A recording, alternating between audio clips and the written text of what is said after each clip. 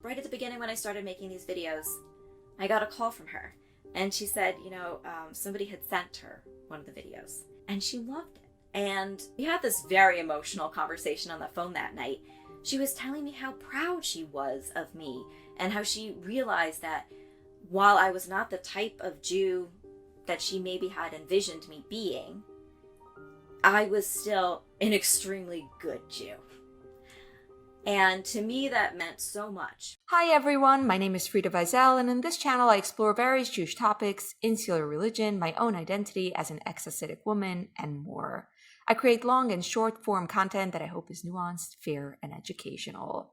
Being a content creator, a Jewish content creator, a Jewish female content creator is a unique honor and challenge, shall we say. And today I'm going to talk to another Jewish content creator about her experience. I'll be talking to Miriam Anzovin, who first appeared on my radar for her witty videos about the daily Talmud study called Daf Yomi. In each short video, she summarizes the daily Talmud study with her own twist, shaped by her passions, as in her own words, a massive Jewish nerd.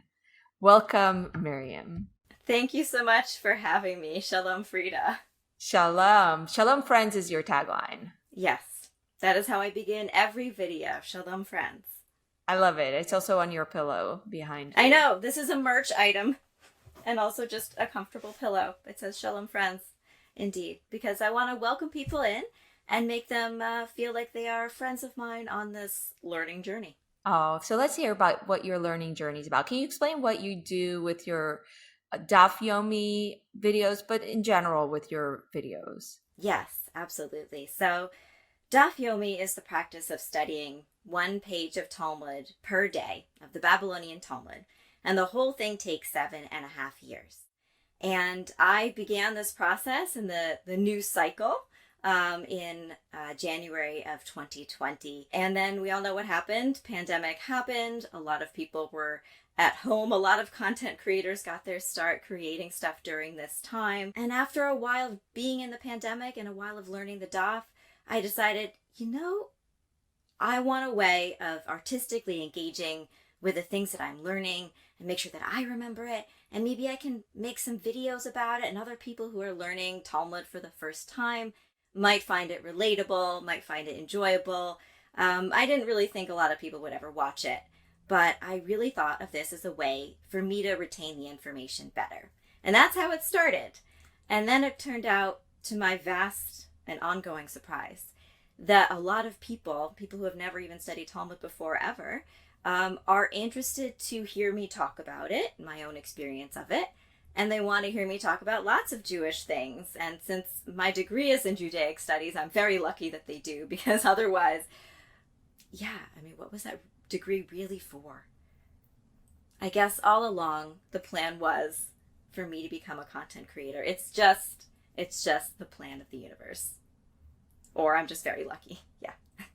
I watch your work, and something I think about that we might both have in common is that we're not in conventional spaces in the Jewish creator world. Yeah. And we both probably have very critical Jewish audiences. My audience has been better than I feared, but still there is a sense that say the wrong thing and we will not be quiet. Sometimes that makes me sad, especially at the beginning of when I started to do this, and people didn't get the sense that they really didn't know who I was, what I was doing, why I was doing it. And there was a lot of fear surrounding it. There was a lot of why is this person creating Talmud content? Why is she posting about it on TikTok? Because hitherto, the only real Talmud discussions on TikTok were anti-Semitic ones.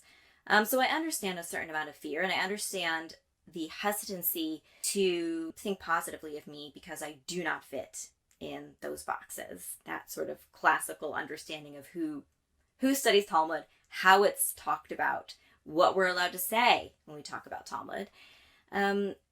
And it was really demoralizing at the beginning, but also in a way a little bit encouraging, because part of me was just like, you know what? No, I'm gonna still do this. I'm gonna still do this because it's not for you. This is for me and people like me. And then it turned out that a whole bunch of people actually really loved it. One of the most gratifying things that have happened since I started doing this, 2+ years ago, was so many people who really truly hated me at the beginning came around. And maybe they don't love everything I say now, but they understand it does not come from a place of disliking the Talmud. It comes from a place of actually loving the Talmud. Who would commit to learning the Talmud every single day for 7.5 years as a bit, right? Like as a bit? No, nobody would do that.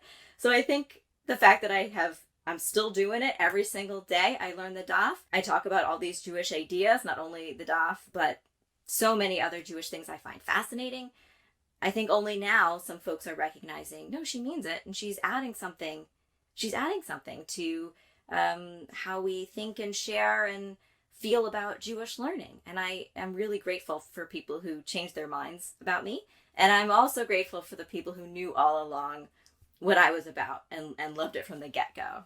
I know what goes into a video. The intense labor start to finish, from crafting an idea to putting it all together to staying online and dealing with a lot of nice comments, but like one mean person who really does not make you feel any better. Yesterday I had somebody call me a pathogen. Why? Like a dangerous pathogen. That he needed to track like he was the CDC. And I'm like, it's too late. I'm already out there. Put on a mask. It's too late, buddy.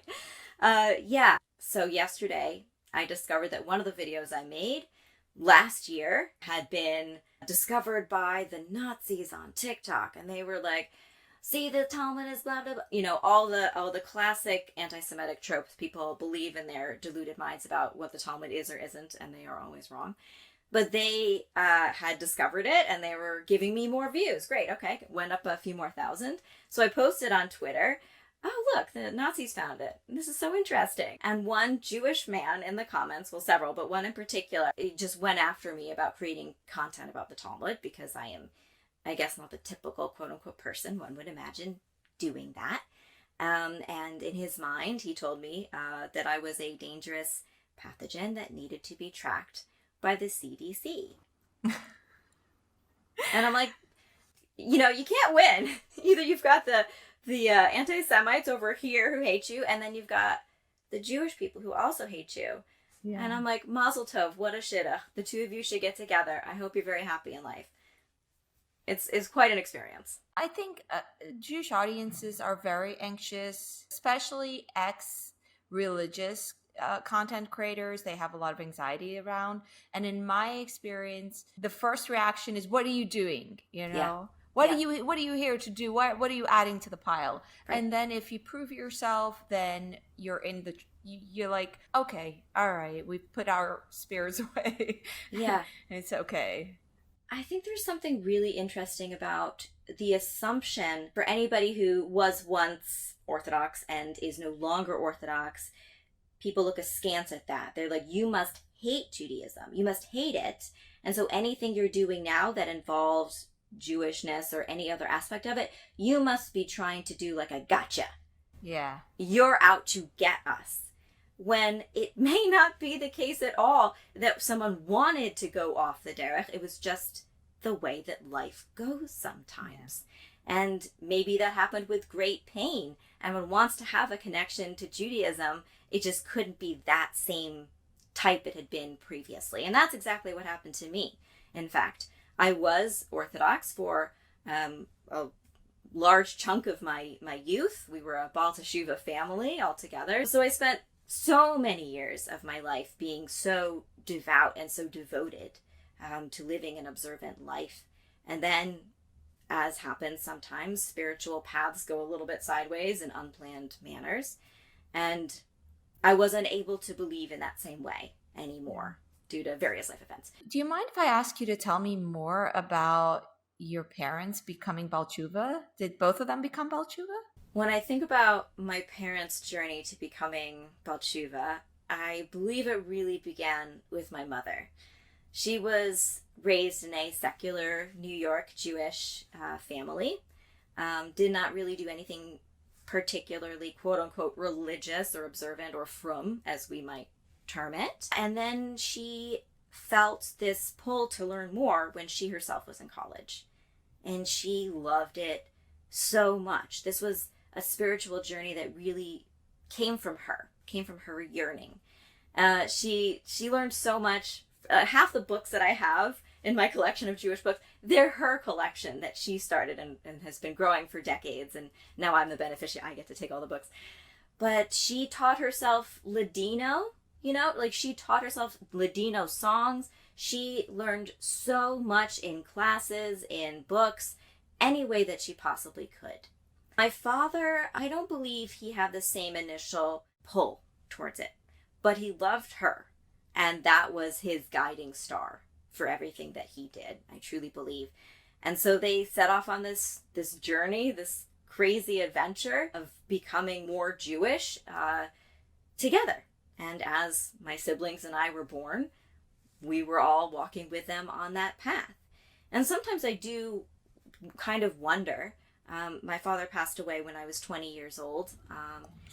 And I often wish I could talk to him now. And, well, for many reasons, but many reasons. But ask him questions about how he felt about it, how he felt about becoming more religious. Was there, did he have a conflict with it? Did he decide, I'm going to jump in wholeheartedly on my own terms, not just because I'm in this relationship with a woman to whom it means the world? How did he feel about it? What did he love most about it? What puzzled him the most about it? What were the questions that were on his mind? These were all sort of things that we touched upon growing up and talking about Judaism in the house, because we were very insular. Very insular. My parents worked from home. So we were all in that house together. Very, very insular. And so I have these ideas of how they may have felt about it. But I think now as an adult, I would have loved to ask my father more about his experience and understanding and personal relationship with Judaism, how that developed. But certainly I can say that my mother was the number one inspiration for so many things of what I feel and love so much about Judaism.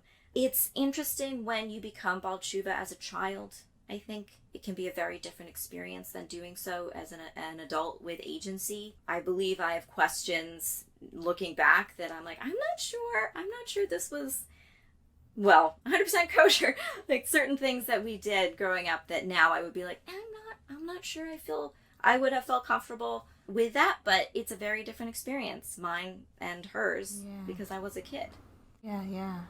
I wonder, looking back as a child, having been taken on such a journey, that must be something profound to reflect on. It is profound. And at times, when I first stopped being religious, there was a lot of resentment. But years afterwards, in my 30s, after I had stopped being religious and the only thing I was really doing was working at Jewish nonprofits, because what was I going to do with my Judaic studies degree, to be honest, other than that? Nothing. One day, we had a lunch and learn guest at the Jewish organization I was working at, and it was Rabbi Lord Jonathan Sachs of blessed memory. And I was sitting in the back. It was a big room full of many employees, and other people had come from the community to hear him speak, of course. He talked about learning the Talmud every single day and being on the exact same page as other Jews, half a world away, who spoke a different language than me. But together we would meet together on that page every day for 7.5 years.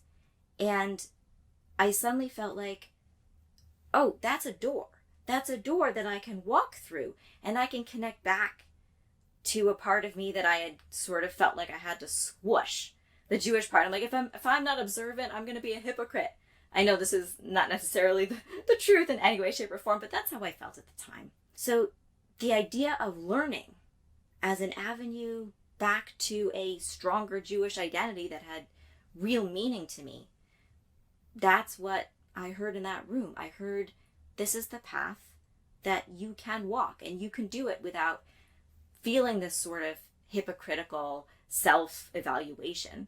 You can do it with the pure intention of learning about our past and learning about the present through the lens of the past, and see where Judaism goes from here in the process of the learning itself. Enough time has gone past, and I have now found a way through this project, through this learning, through this very personal and me connection to Judaism, as opposed to like having it from my mother, but like a real personal one now. I appreciate so much everything that I learned because of her journey. I appreciate everything so much that she taught me. I even appreciate what I learned at the school I attended, even though there was a lot of issues with that. Everything about Judaism that I know is because of her choices, to a point. And now there's another batch of Judaism that I know because of myself.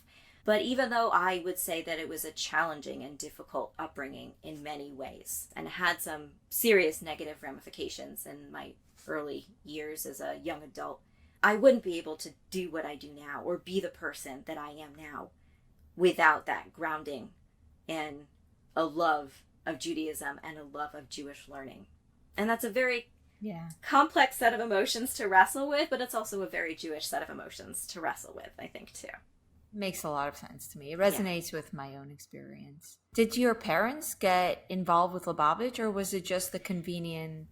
We were Chabad adjacent. I would say Chabad adjacent in the sense that everything we went to, any type of Jewish communal participation, was through Chabad. My sister and I went to that school. My mother served as a shomeret at the mikveh. My bat mitzvah was at the Chabad house. And again, because at that point we were Orthodox, I did not read from the Torah. In fact, I never have. And sometimes people are shocked about that. But you know that when you are in that sort of Hasidic space, even though we weren't necessarily Hasidic ourselves, we were deeply associated and connected to it.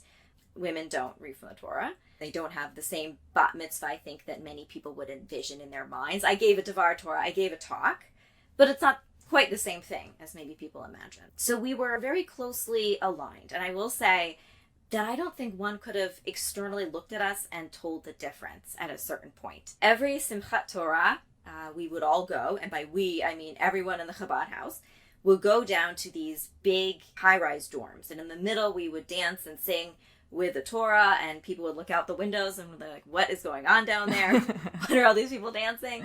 And I remember yelling with all the other kids, I know this may be, a lot of people have feelings about that phrase, about its usage. But at that time, in that moment, I was shouting it just as loudly as anyone else. My parents weren't. They weren't down there with us. So they don't have that same type of that Chabad at that time, in that place, in that moment mindset as we, the children, did, who were actively going out and participating in this manner. So definitely that's one of the examples where I'm like, well, I got slightly more Chabad than you did, Mom. Slightly more Chabad than you did. Not that it's a competition. Of course not. Of course not. Can I ask what your situation with your mom is now? Yes. I love my mom. I am at a place, I think, where I understand her. I respect what she was trying to do. I respect her for seeking to be on this spiritual journey and doing her best to provide to us what she felt she had lacked growing up. She felt that she had missed out of knowing so many Jewish things, and she didn't want us to feel that way. And I respect that. And I know she meant well. And even though at the sort of beginning of my not being religious anymore, there were some difficult times between the two of us, some really, really, really hard times. It's been a long time since then, is the truth. That happened at the beginning of my 20s, and I'm 39 now. And all of these things have happened since then. And I remember right at the beginning when I started making these videos, I got a call from her. And she said, somebody had sent her one of the videos. And she loved it. And we had this very emotional conversation on the phone that night. She was telling me how proud she was of me. And how she realized that while I was not the type of Jew that she maybe had envisioned me being, I was still an extremely good Jew. Aww. And to me, that meant so much, because I know that my experience wasn't the worst by a long shot. But I still felt at the time that I I had let her down. Many people who have gone off the derech and had challenges with their parents and families because of it. So I had felt a lot of guilt, a lot of anger, I was just lost in so many ways. And we are in a good place, and I'm very grateful to her for her ability to say, you know what, this may not have been what I imagined, but I can tell that you are a committed Jew, you are a good Jew, you are taking the tools that I gave you and you are creating something amazing with it that is helping get other people interested in Jewish thought and Jewish learning. I have so many feelings hearing this. I'm so deeply moved because in a way I didn't grow up with parents who made their own journey. They were raised a certain way and they raised us in the way that they were raised. And it doesn't come with the same amount of sacrifice as saying, this is what I really, really feel a child should have. And I relate to your mother because in my own journey as a parent, I have tried to give my child in some ways what I was lacking. And I also understand the folly in that. We can't exactly fix our childhoods through our children. And I really appreciate your wisdom in it, but also I can understand why, even though you don't have this dramatic ex-Hasidic story that some people have of like having been raised under a rock and then dramatically leaving from an arranged marriage and so on and so forth. Yeah. The emotional investment that a parent makes in saying, this is what I really want my child to have that I didn't have, and that child then rejecting it is different from when the parent is just passing on. I feel like where the world that I come from, a lot of parents struggle with shame, for instance, as the primary emotion when a child leaves. And shame becomes like, what are people going to say? And it's a different angle to hear what you're describing, the journey that your mother was on. It's very heartwarming to hear about her reaction to your daf videos, which I'm now very curious. Do you have big plans for the end of the Daf Yomi journey, the end of 7.5 years? People have asked me that. So right now we are about 4.5 years in, more than halfway there. And people have asked, what are you going to do after? What are you going to do? And I've realized several things. Firstly, there is so much out there in the Jewish world to learn about. I could make Jewish content until the end of my life and still barely have scratched the surface of every incredible thing there is to learn in Jewish thinking, Jewish lore, Jewish literature. There's no end to it, really. I've got thousands of years to react to be honest. But other people have said, well, those first few years before you decided to film, maybe you should go and do those first few again. So that's definitely something that I have considered. Another thing that I have considered is moving on to do Zohar, or something that's a little bit different, or quite a bit different from Talmud. Talmud is always going to be like that first love for me in Jewish content creation, because it's really transformed my whole life. Not just on a personal level, but in terms of what I do. Now I'm a content creator who talks about Talmud all the time. But there's, again, so much to learn that I really don't see it as like, oh, this project will come to an end. I think of it as like, oh, wow, now I can get into literally all the other things I want to learn. I feel like if viewers aren't familiar with your work, and I hope that this will really encourage people to get to know your work, they might not know how you take the daf and you make it's not an orthodox interpretation of the daf. How would you describe it if you were trying to give a pitch of what you do with your daf reactions? I would say what I do is I learn something. I learn the Talmud in this case, and I turn around and tell it back over in my own words, in my own way, using the language I would ordinarily use, talking about anything that I'm excited about, hyped about, interested in the way that I would speak to a friend to make them laugh or to get them interested in something. It's really a personal way. What I always encourage people, sometimes I go around and I do workshops, not where I teach Talmud. I am not a teacher of Talmud. I am a reactor to Talmud. What's the difference? What is the difference? Well, here's the thing. I would never say that I teach Talmud because I have not gone through the whole Talmud yet.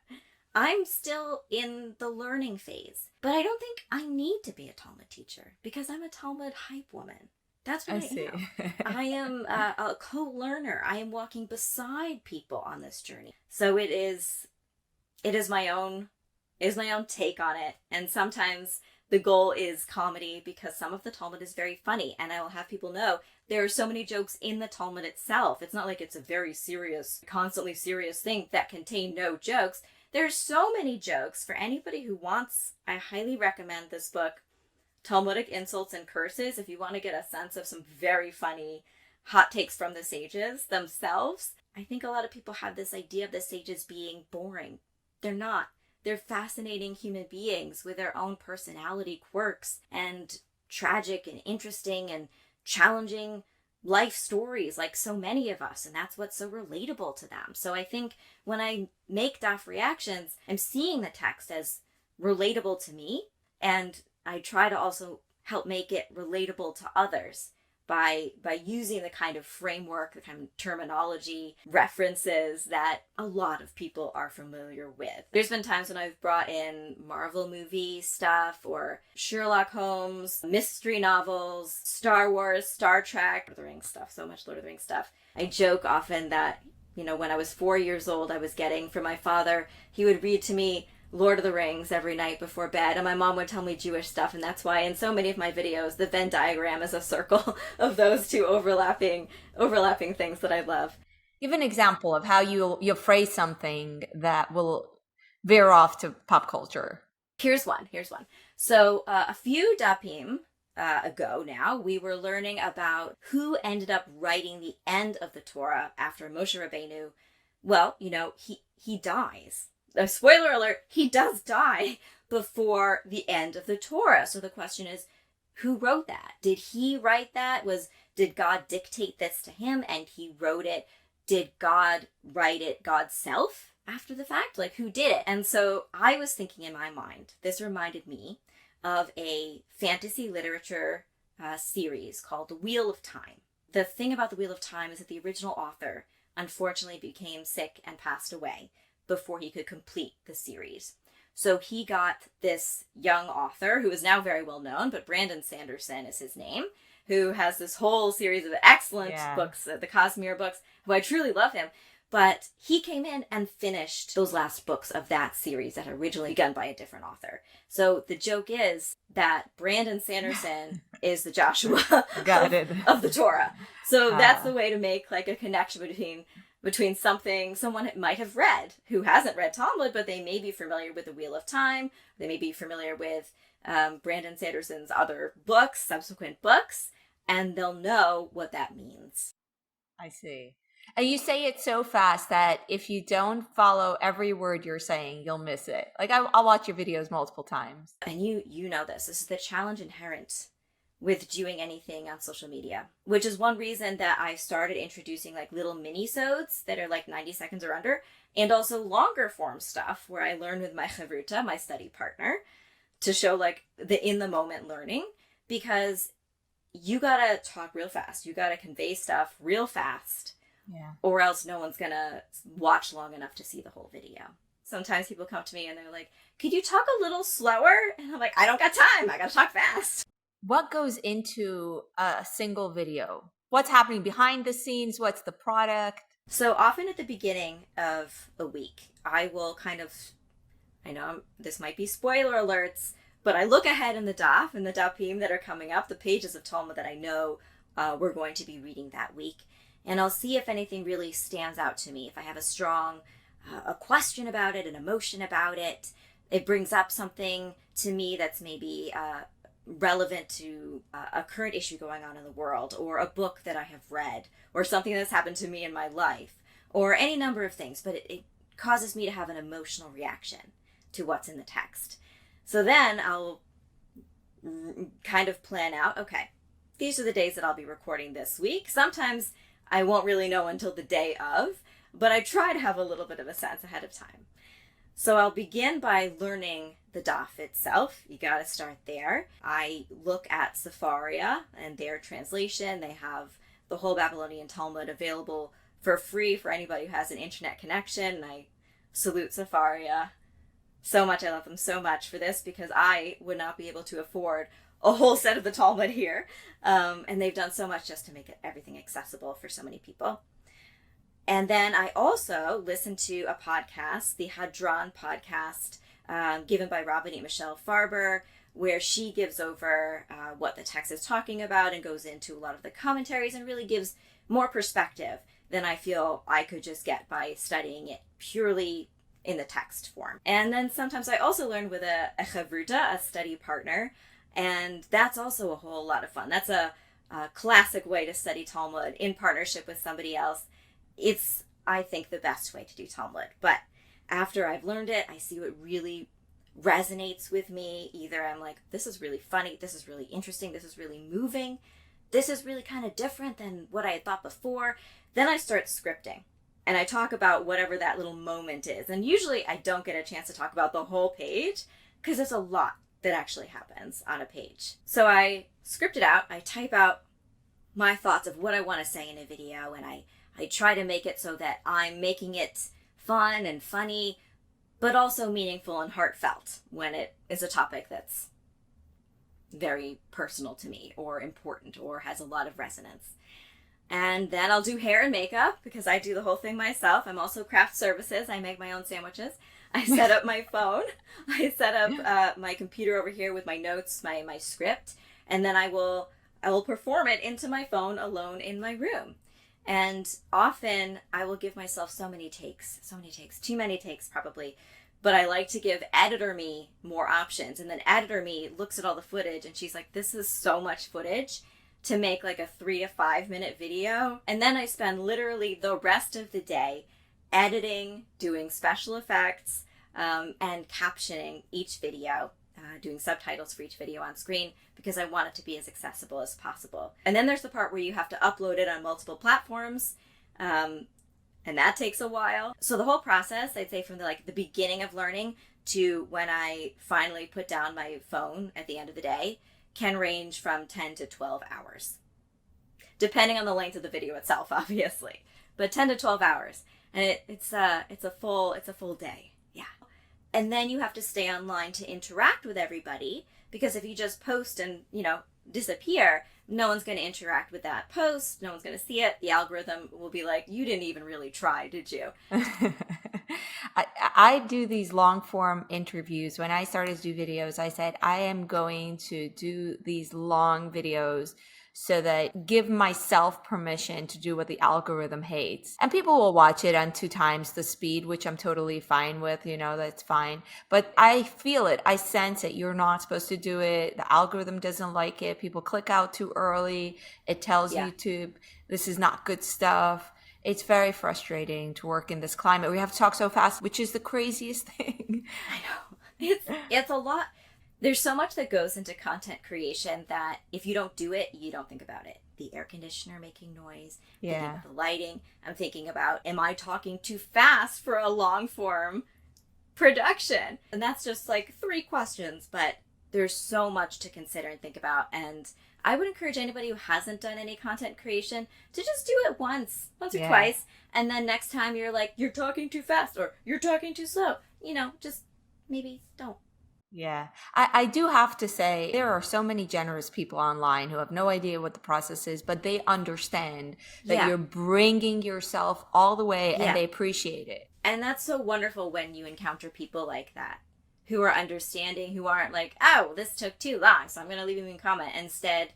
And instead they offer really wonderful feedback. I don't know if people realize how much it matters that they leave these comments, because it really matters. Yeah, it matters so much. A bad comment can just eat into your brain. Yeah. I'm going to use a Talmud story. So there's a story about Titus, the emperor of Rome, boo hiss, right? But there's a Talmud story about a mosquito or a gnat, depending who you ask, going inside of his brain and eating it and growing there over years. And that's how he died, right? That's the story of the Talmud. Sometimes I think about that story when I think about comments, like hate comments or troll comments. And I want to try to retrain my brain to be better at appreciating the wonderful comments and the wonderful people who always show up. On that subject, you often leave very funny, acerbic comments. One of the comments I get, obviously, is you should look at these people's Talmud.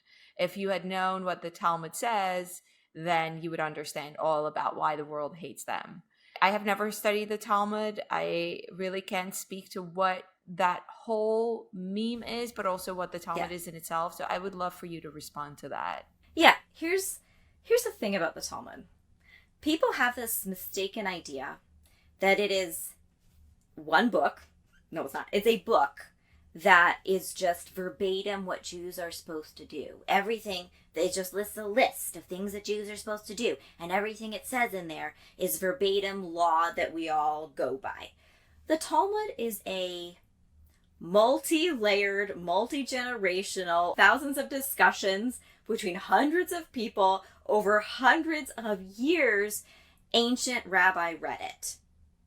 That's what it is. So you've got, on the base layer, okay, we've got the Mishnah, which is the oral Torah. Just like we have the 5 books of Moses and Rabbinic Judaism, we also have the oral traditions that go along with that. And then we have the Gemara, which is the next layer, and that's the comment section. That's the commentary. That is debate, discussion, analysis of what is in the Mishnah itself. Do the sages, do the rabbinic figures that pop up in the Gemara to debate, discuss, and talk about what's in the Mishnah, what's in the Torah, like all these ideas, do they agree with each other and say, this is the thing that we should definitely do? No, rarely. That's one of the best things about the Talmud. It shows the kind of diversity of Jewish thought that I think is a good thing for us as Jews to know about and remember, and also for other people to think about and remember too. Because whenever somebody says, this horrible thing is said in the Talmud, either it's just some complete random something they made up, or there's something that is possibly upsetting in the text. Do you know how many times I've been upset by stuff in the text? All the time. Does it matter? No, because whenever I have a problem with some rabbi saying something in the text and I'm like, oh, that is awful, I hate it, there's another rabbi in the text going, oh, that is awful, I hate it. How could you come to that conclusion? They present you, these anti-Semites online. They have their horribly designed PDFs in a terrible font. They're like, the Talmud says this, and they always spell everything wrong, and that's a pet peeve, but regardless. They'll say, well, tractate whatever says that this awful thing. And I'll be like, who said it? And they'll be like, what do you mean? I'm like, who? You know, you said that it's in there. The Talmud isn't saying it. Who is the person you're quoting? Because fun fact, you're actually supposed to quote. You're supposed to cite your sources. You can't just pull it from a PDF you found on Twitter. You can't just go by what tractate this is or isn't. You actually have to know who is saying what, because oftentimes they do not look ahead, read the next lines to when someone else is like, no, that is the completely wrong interpretation. We shouldn't be doing that at all. I can't believe you would think that that's the way we do it. Do the anti-Semites ever pull out that? No, because the idea that there's not a consensus in the Talmud about how to do certain things defeats their argument, which is this evil book is telling us evil things to do. Those people on Twitter, they're not new. They're just the most modern iteration. And they'll see a story, and I'm thinking of one in particular, that some people might think is about Jesus, but some other people think isn't. And it's a dream sequence in which this particular character is in fact in hell. Let's say it is real Jesus. You have a minority group being oppressed by a larger group, and the mascot for that larger group is our cousin Jesus. And so we are allowed to have revenge fantasies about our oppressors. It's not real. That dream sequence has been used for centuries as an excuse to slaughter, rape so many communities of Jewish people because of something that is a dream sequence and may not actually be about Jesus at all. Yeah, because it's not coming in good faith. They're looking. No! Sometimes really good faith people, and I want to give credit to this. There are many Christians who are followers of mine who say, I've always wondered about that story, and now I understand. I get it. Thank you for explaining that to me. And I really give those folks a lot of credit, because there's this other contingent. You can tell them, you can give them any explanation, the real explanations of why certain things might be said, and you can point out, oh, that crazy quote that you have, that's from a person who no one likes and no one agrees with. Like, you can give them whatever rationale that's a real explanation for why certain things are said. And then they don't care. So that's why I sometimes do this other series of videos called the Elder Millennial of Zion skits. I like it. It's so funny. Yeah. Sometimes I'm just like so mad about it that I'm gonna mock them. And usually whenever I do this, and this is like me working at a fake call center where I'm like, you reach the Elder Millennials of Zion, what's your ridiculous anti-Semitic conspiracy theory today that I can debunk? There's often one of the like many calls I film in one of those skits. There's always one where I'm like, ma'am, that's not what the Talmud is. Sir, that's not what the Talmud is. Sir, do you know what it is? Who said that? Can you give me a quote? And they never can in the skit because they never can in real life either. Yeah. And they're like, why are you asking me who said it? I'm like, because I don't think you've actually ever read it. I think you saw that ugly PDF in a terrible font and you're like, I know something now. You don't know anything. I hope they're not going to change the font because the terrible font is very fitting. The worse the font is, the more amusing I find it, no matter how reprehensible the things that are being written in it. It's very sad, yeah. I want to ask a different question that's on my mind when I watch your content, and I'm wondering if you don't want to answer, that's totally fine. But I wonder what the experience is like to be a young woman in generally a very male world of studying the Talmud. I think of it as an honor. And whenever I think of this, I think of the great female sage, Beruria. There's a incredible figure in the Talmud, in Beruria, and also other women who we find in the Talmud itself, even though we don't get as many named women as one would hope for. But I think about them, and I think about all the women who have studied Torah, studied Talmud, in between then and now. And even though it can be a really uphill battle to be a learner who is not a man, it's worth it.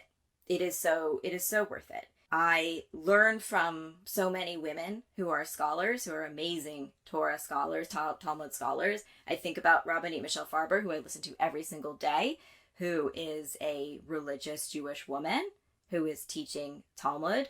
And I'm so grateful for her. And she's been so incredibly transformative in women's Talmud learning. But I think about how many women over the centuries have done Talmud learning, but there is a lot of stigma. There is a lot of uphill battles involved in doing that, even to this day, which is weird. But even to this day, amongst certain Orthodox contingents, it's still a no-no.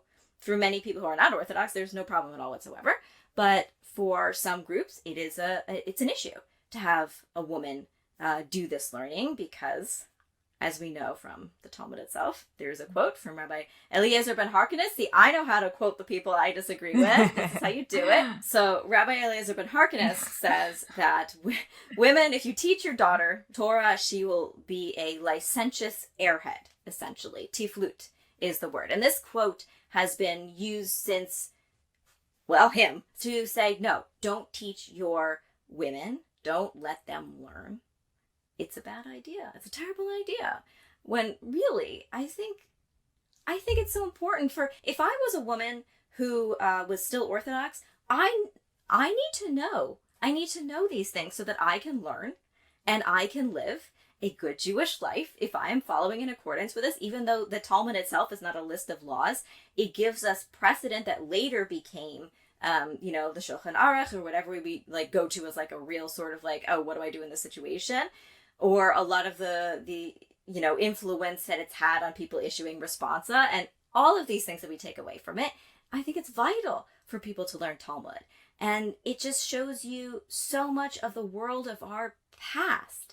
And it's a thing that we should be immersing ourselves in because it tells us so much about who we are as a people, how the sages and how we were able to continue on after the, insert profanity here, Romans came in and did what they did.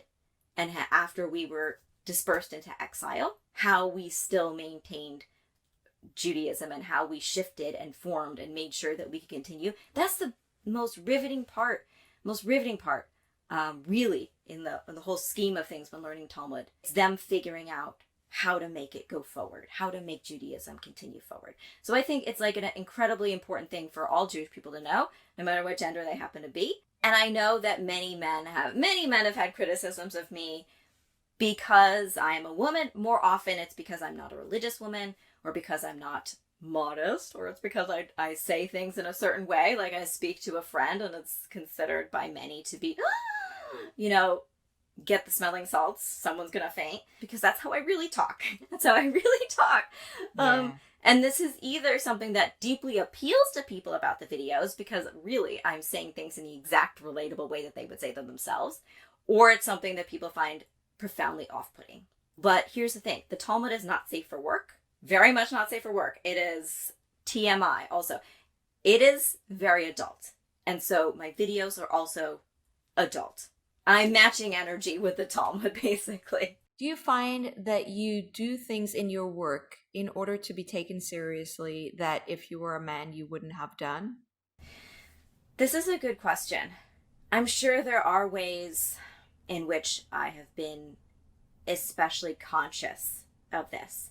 I think there's certain things that I have said that I am able to voice because I am a woman, maybe. I think back to very early on in my learning journey, or actually very early on into my filming journey, not too early on into my learning one, but we had just begun Tractate Chagiga, which is about the holidays, the major holidays, and they discuss sexual assault. And I talk about that specifically, and I am very passionate about it when I talk about this topic. And I remember getting so many messages from people. Some men messaged me and said, I have never learned this piece of Talmud with a woman.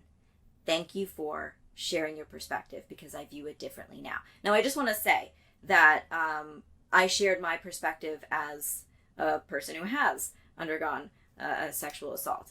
And many men have too. So I do not want to state that it's only a woman's perspective that is valuable here, but perhaps they may not have felt comfortable speaking about it. And I spoke about it. So I'm not trying to say that this is the only type of person who it can be assaulted. A woman. It's definitely not true. But I appreciated, and also it made me sad. It made me sad that people could have done all this learning and gone through the whole Talmud. Maybe it's the third time doing Daf Yomi, and this was the first time they were thinking about certain situations that are discussed in the text, as upsetting as they are, and thinking about it from the perspective of somebody who has undergone these things. And I thought to myself, this is why there should be more different types of people, more diverse voices in Talmud learning, because we really have a lot to learn from each other. And the more voices there are, the better we can understand these topics, these debates, these questions, these moral quandaries. I really appreciate your voice, Miriam. You're funny and you're extremely insightful. Thank you so much. So thank you for sharing your voice. Let's send the viewers to check out your stuff. One thing, I was at a conference with Miriam in person, and while we were there, we all had clipboards, and like as we were sitting there, just by drawing on your clipboard, you were creating something that was like merchable, while the rest of us had like little stars and lines everywhere. You're very talented with like drawing, right? I love to draw. I often now draw stuff that ends up in my merch store. Check my link in bio. But it's usually something Talmud related now. I have a portrait of Yalta. I have a portrait of Beruria. I really love to draw stuff that's associated with something I'm learning. This past weekend, we had Parshat Pinchas, and in that one we have the famous story of Benot Zelevchad. And one of my illustrations, somebody had written to me a little while ago and asked if she could use it for her bat mitzvah, which was this past weekend, as like her bat mitzvah art.